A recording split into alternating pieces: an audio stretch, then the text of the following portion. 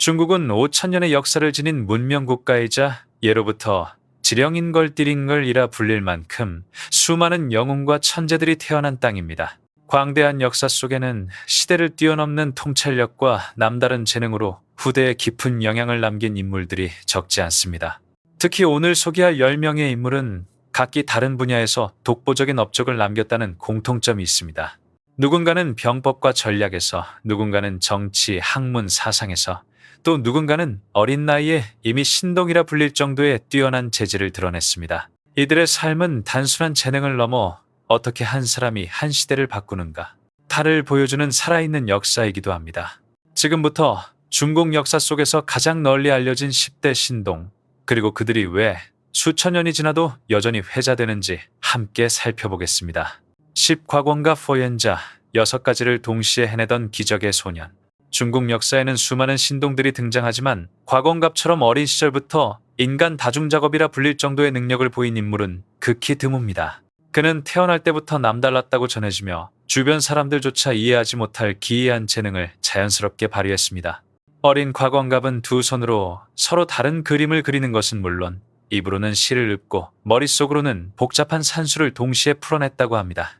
보통 사람이라면 한 가지에 집중하기도 쉽지 않은데 그는 4가지, 5가지, 많게는 6가지 활동을 한 번에 해내며 주변을 놀라게 했습니다.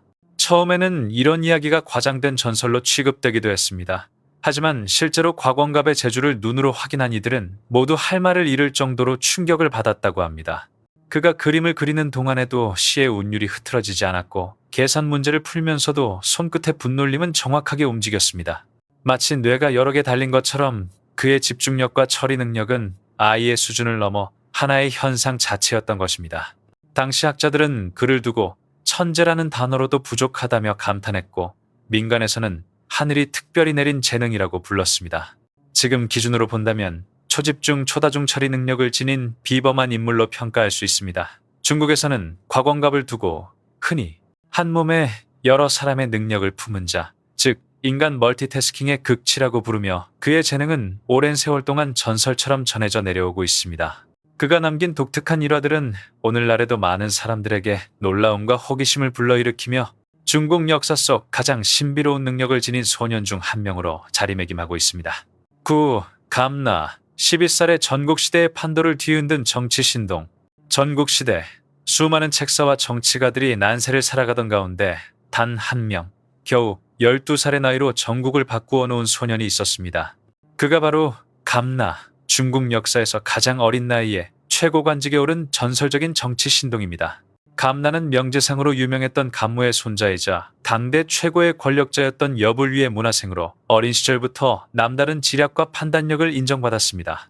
그러나 그의 진정한 능력이 드러난 것은 단순한 명문의 후손이라는 이유가 아니라 어린 나이에도 불구하고 나라의 운명을 건 책임을 직접 짊어지려 했다는 데 있었습니다. 당시 진나라에는 강직하고 고집이 센 장수, 장당이 있었는데 그는 아무리 왕이나 재상이 명령해도 쉽게 움직이지 않는 인물로 유명했습니다. 많은 대신들이 그를 설득하는 데 실패하자 감나는 놀랍게도 제가 가서 설득하겠습니다 라고 나섰습니다. 어린 소년의 돌발적인 제안에 조정은 술렁였고 여불위조차 처음에는 그를 말리려 했지만 감나는 끝까지 물러서지 않았습니다. 결국 감나는 장당을 찾아가 자신만의 논리와 설계로 그의 마음을 완전히 꿰뚫어보며 설득에 성공했습니다. 장당은 처음에는 소년을 우습게 여겼지만 이야기가 끝날 무렵에는 그의 지략에 감탄하며 명령을 따를 수밖에 없었습니다. 그러나 감나의 활약은 여기서 끝이 아니었습니다. 그는 더 나아가 적국인 조나라 A를 직접 방문하여 외교전을 펼쳤고 기적 같은 결과를 이끌어냅니다. 바로 조나라가 진나라에게 5개의 성을 스스로 바치도록 만든 것이었습니다. 전쟁도 병력 동원도 피 한 방울 흘릴 필요도 없이 말 한마디로 얻어낸 결과였습니다. 이는 전국시대 외교사에서 보기 드문 압도적인 승리였습니다. 이러한 공로로 감나는 결국 상경상칭, 지금으로 치면 승상, 정승, 재상에 해당하는 높은 지위에 오릅니다. 12살의 나이가 믿기지 않을 정도의 초고속 승진이었고 이는 중국 역사에서 가장 어린 고위 관료 기록으로 남아 있습니다. 감나는 단순한 신동을 넘어 한 나라의 전략과 정세를 바꾼 진정한 정치 천재로 평가받고 있습니다. 8. 이하 당나라가 낳은 기이한 천재 시인. 당나라 문학사에는 수많은 시인들이 이름을 남겼지만 그 중에서도 이하는 가장 이상하고 아름답고 미스터리한 시인으로 손꼽힙니다. 그는 황실의 후손이라는 귀한 신분을 지녔음에도 화려한 길을 선택하지 않고 세상과 한 걸음 거리를 둔 채 조용히 자신만의 세계에 머물렀던 인물이었습니다. 이하는 어려서부터 이미 남다른 기질을 보였습니다. 특히 7살에 지은 시가 장안의 문인들과 관료들을 뒤흔들었다는 일화는 지금도 널리 전해집니다. 어린 나이라 믿기 어려울 만큼 깊은 정서, 그리고 현실과 꿈의 경계를 넘나드는 묘사들이 그의 시 안에서 자연스럽게 펼쳐졌고, 사람들은 그를 두고 아이의 몸에 시신시신이 깃들었다고까지 말했다고 합니다. 그러나 이하의 삶은 화려함과는 거리가 멀었습니다. 그는 과거 시험에도 관심을 두지 않았고 권력과 영달을 싣는 대신 묘하고 환상적인 시어스를 탐구하는 데 몰두했습니다. 이하의 시는 당시에는 너무 기이하다고 여겨지기도 했습니다. 현실적인 주제를 노래하던 일반적인 시품과 달리 그의 작품은 악귀가 걸어다니는 황량한 밤, 시간의 틈새에서 만나는 기묘한 사물들, 혹은 인간의 감정이 뒤틀린 형태로 나타나는 초현실적 공간 등 현실을 넘어선 세계를 향하고 있었습니다. 그래서 그는 종종 괴제 시단, 꽈이사이, 즉 시단의 기이한 천재 혹은 기묘한 재능을 가진 시인이라는 별칭으로 불립니다. 하지만 바로 그 기이함, 그 특이함이 이하를 당나라 시인들 가운데 독보적인 존재로 만들어 주었습니다. 그의 시는 읽는 이의 상상력을 강하게 자극하며 감정과 풍경이 뒤섞인 초현실적 장면을 한순간에 펼쳐 보이는 힘을 지니고 있습니다. 오늘날 문학 연구자들은 이하는 당대의 규범을 벗어난 실험적 시인이었으며 그가 만든 독특한 시 세계는 천년이 지난 지금까지도 여전히 신비롭고 매력적이라고 평가합니다. 이하의 삶은 짧았지만 그가 남긴 작품들은 세속의 틀을 깨고 전혀 새로운 상상력의 문을 연 시적 혁신의 상징으로 남아 있습니다. 7. 방현령, 당나라를 세운 명재상. 당나라의 건국과 국정 안정에는 수많은 인물들이 관여했지만 그 중에서도 방현령은 가장 신뢰받는 책사이자 국가 운영의 핵심 인물로 평가됩니다. 그의 재능은 매우 어린 시절부터 이미 드러나 있었고 주변 학자들조차 혀를 내두를 정도였습니다. 방현령은 11살이라는 어린 나이에 이미 과거 시험에서 진사과에 급제했습니다. 단순히 글을 잘 쓰는 수준을 넘어 국가 제도 역사 예학 전반에 대한 깊은 이해를 바탕으로 답안을 작성했다는 기록이 남아 있습니다.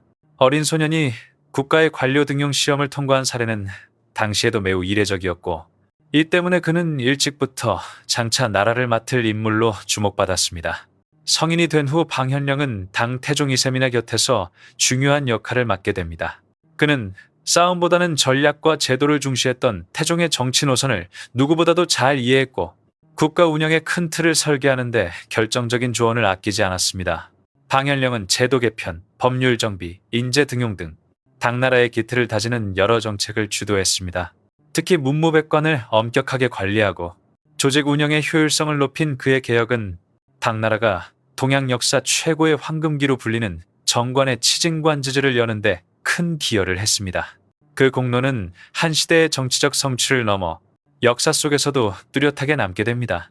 당 태종은 그를 능연각이 아니라 능연각보다 더 영광스럽다고 불리는 능연각 24공신 링옌거 얼시스 공천 중 한 명으로 선정했습니다. 능연각의 초상화가 그려진다는 것은 한나라의 운명을 바꾼 24명의 영웅으로 인정받는다는 의미로 정치가로서 받을 수 있는 최고의 영이었습니다. 또한 방현령은 학문에서도 뛰어난 업적을 남겼습니다.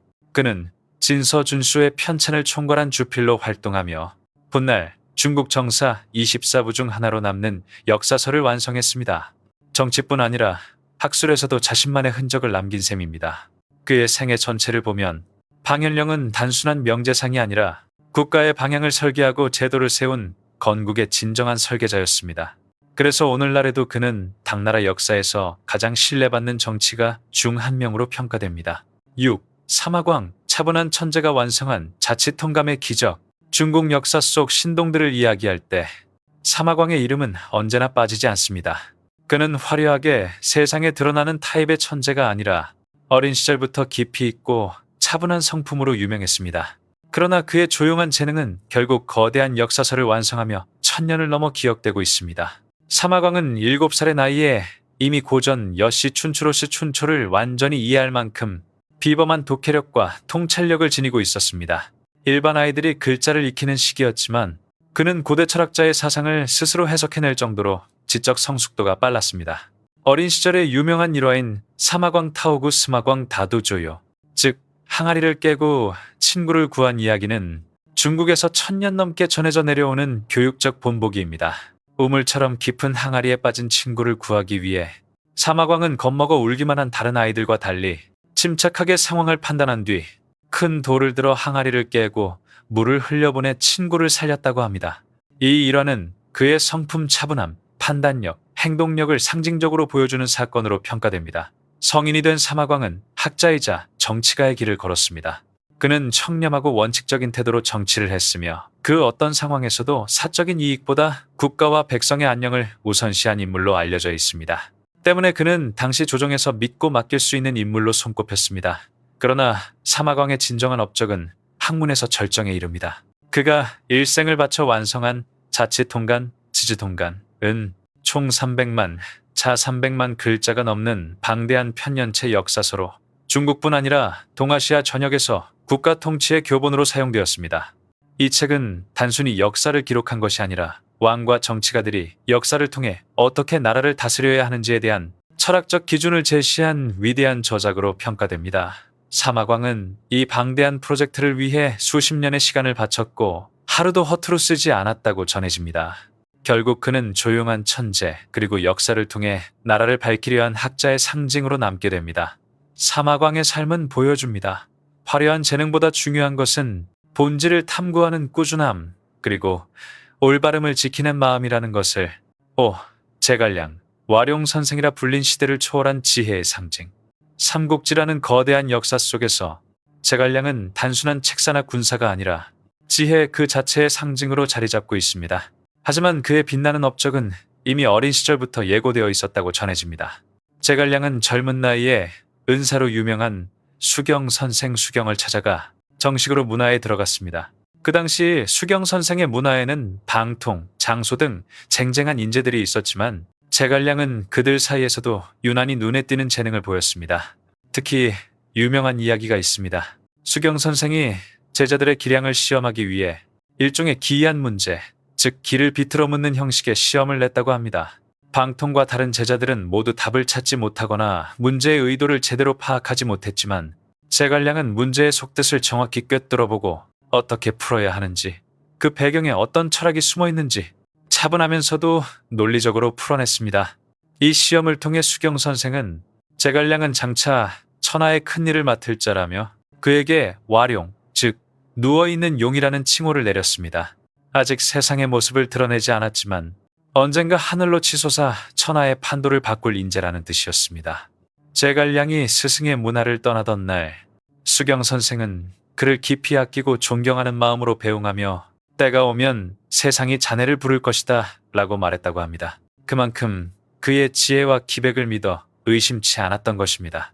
이후 제갈량은 실제로 삼국시대의 정치, 군사, 발명 전략 전반에서 압도적인 영향을 끼치는 인물이 됩니다. 그는 천문을 읽고 지리를 꿰뚫으며 전장에서는 적의 정세를 미리 예측해 승리를 설계했습니다. 또한 모구유마, 연노 등 다양한 발명으로 군사기술을 혁신한 과학적 사고의 소유자이기도 했습니다. 정치에서는 한 나라의 운영을 안정시키고 백성과 나라의 장래를 위해 책임감 있게 움직인 뛰어난 행정가였죠. 그래서 후대에서는 그를 두고 삼국 최고의 지성, 1000년이 지나도 다시 나오기 어려운 군사라 평가합니다. 제갈량은 결국 뛰어난 머리뿐 아니라 신념과 도덕까지 겸비한 인물로 기억됩니다. 그의 이름이 중국뿐 아니라 한국에서도 널리 존경받는 이유도 바로 이런 깊은 인품과 시대를 초월한 지혜 때문일 것입니다. 채문 6살에 음률의 비밀을 깨달은 천재. 후한말 혼란과 전쟁이 세상을 뒤덮던 시대. 그런데 바로 이 혼돈 속에서 한 명의 음악 천재가 모습을 드러냅니다. 그녀의 이름은 바로 채문규, 자는 문희. 명망 높은 학자 채홍의 딸로 태어나 귀족 가문에서 자랐지만 그녀의 재능은 가문을 넘어 시대를 압도할 만큼 비범했습니다. 특히 유명한 일화가 하나 있습니다. 채문규가 겨우 6살이었을 때 아버지 채홍이 거문고를 연주하고 있었습니다. 그런데 어린 그녀가 갑자기 고개를 갸웃하더니 이렇게 말합니다. 아버지, 그 음이 조금 틀렸어요. 놀란 채용이 다시 연주해보니 정말로 한음이 미묘하게 어긋나 있었고 그녀는 정확히 그 부분을 짚어냈습니다. 당시 채문규는 정식으로 음악을 배운 적조차 없었는데도 절대음감에 가까운 청각과 감각을 가지고 있었던 것입니다. 어린 나이에 이미 음률의 원리를 스스로 깨우치고 들은 멜로디를 완벽히 재현해내는 능력. 이는 단순한 재능이 아니라 시대를 초월한 천부적 감각이었습니다. 성인이 된 이후 그녀는 음악뿐만 아니라 시문학에서도 뛰어난 재능을 펼쳤습니다. 전란 속에서 2번이나 이민족에게 끌려가는 비극을 겪었지만 그런 고난 속에서도 그녀의 감성과 예술성은 오히려 더욱 깊어졌습니다.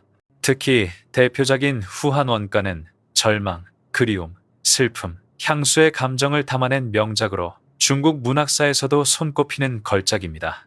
단순한 시가 아니라 그녀의 상처와 삶이 그대로 녹아든 한 여성 예술가의 영혼이라 불릴 만큼 높은 평가를 받고 있습니다. 채문규는 결국 시대의 비극 속에서 피어난 예술의 꽃, 그리고 음악과 문학을 모두 정복한 천재 여성으로 기억됩니다. 어린 시절의 절대음감부터 전란 속에서도 꺼지지 않았던 예술혼까지 그녀의 삶은 오늘날까지도 많은 이들에게 깊은 울림을 주고 있습니다. 삼조숭, 후한말이 낳은 천재 신동, 조조가 아꼈던 사랑하는 아들. 삼국지 시대를 돌아보면 수많은 영웅들이 등장하지만 그 중에서도 가장 안타까운 별 하나가 너무 일찍 사라졌습니다. 바로 조조의 총애를 한 몸에 받았던 아들 조숭입니다. 그는 어려서부터 총명함과 따뜻한 마음씨를 겸비한 말 그대로 신동이라 불리기에 충분한 인물이었습니다.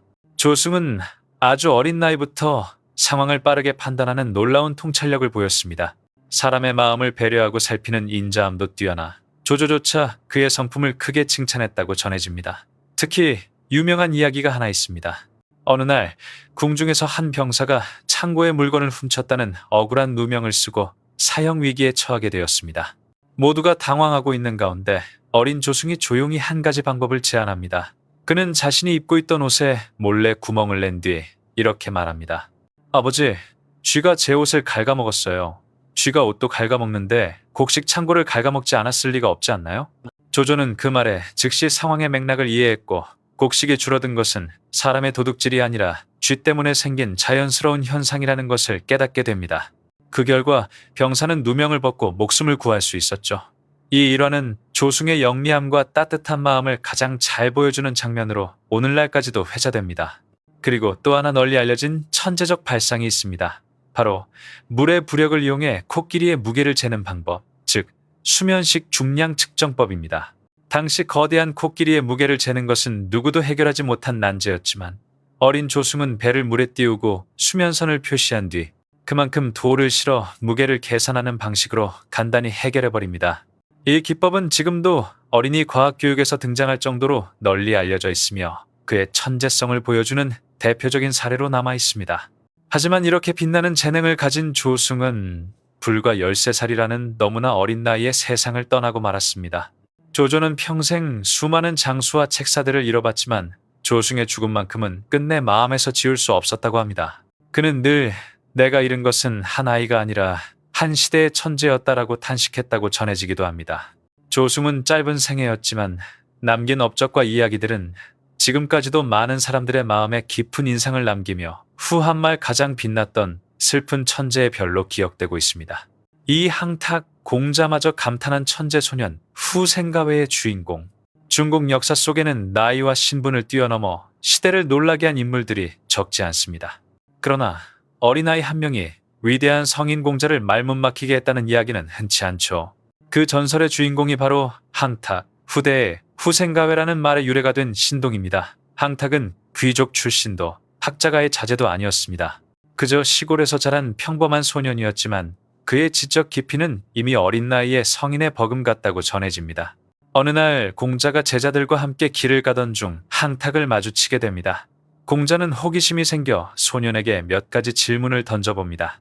그런데 이 어린아이가 내뱉는 답변이 심상치 않았습니다. 천문, 지리, 인간의 삶과 죽음, 임금과 백성의 도리, 어느 주제로 이야기를 던져도 항탁은 조금도 망설이지 않고 명확하고 논리적인 말로 답하며 공자를 놀라게 합니다.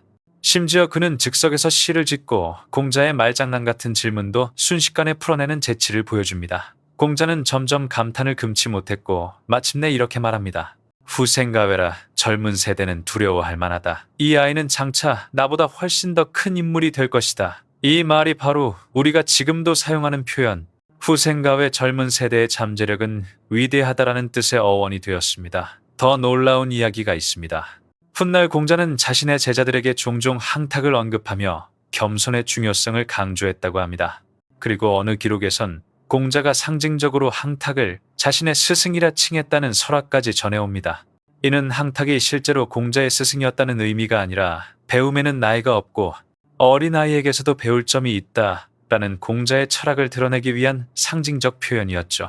항탁은 긴 생애를 살지 않았지만 그의 천재성과 당당함은 오랫동안 사람들의 마음속에 살아남아 있습니다.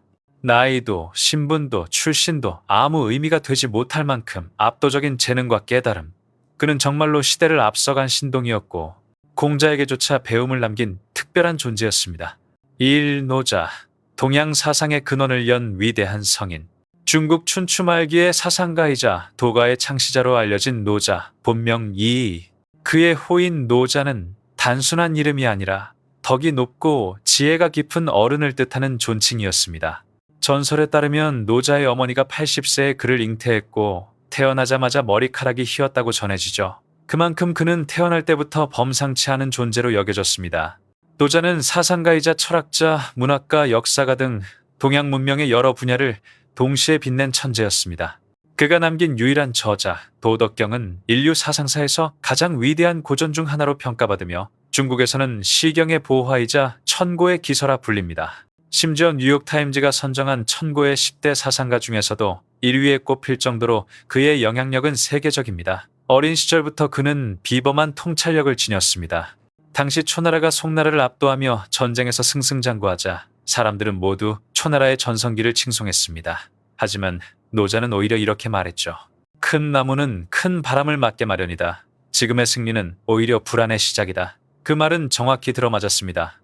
얼마 지나지 않아 초나라는 진나라와의 전투에서 크게 패합니다. 사람들은 깜짝 놀라 노자는 신비한 예언 능력을 가진 사람이라며 떠들어댔습니다. 그러나 노자는 이렇게 말했습니다. 나는 점을 치는 사람이 아니라 세상의 모든 것은 스스로의 이치를 가지고 있을 뿐이다. 복과 화는 서로 변하고 강함과 약함은 서로 의지한다. 이것이 도의 흐름이다. 이 말에 깊은 감동을 받은 주나라의 항왕은 그를 궁정에 머물게 하고 관직을 맡겼습니다. 이때부터 노자는 동양 3대 성인 중 한 명으로 널리 존경받게 됩니다. 노자의 명성은 공자에게도 큰 영향을 미쳤습니다. 공자는 예와 도를 배우기 위해 직접 노자를 찾아갔다고 전해집니다. 이로 인해 후대에서는 자연스럽게 노자 천하제일이라는 말까지 생겨났습니다. 정치 사상에서도 그는 독보적이었습니다. 노자는 무의, 즉 억지로 다스리지 말고 백성들이 스스로 바르게 살도록 하는 통치 철학을 주장했습니다. 또한 물극필반 모든 것이 극에 달하면 반드시 반대 방향으로 돌아간다는 자연의 원리를 깊이 탐구했습니다. 노자는 도교의 근원으로서 후대 사람들은 그를 태상노군의 화연, 즉 신적 존재가 인간 세상에 내려온 것으로까지 여겼습니다. 그의 사상은 장자에게 이어져 노장 사상이라는 이름으로 동양 철학의 큰 줄기가 되었고 인류 문명 전반에 깊은 흔적을 남겼습니다. 노자는 단지 한 시대의 철학자가 아니라 세상의 이치를 꿰뚫어본 동양 사상의 영원한 근원이었습니다.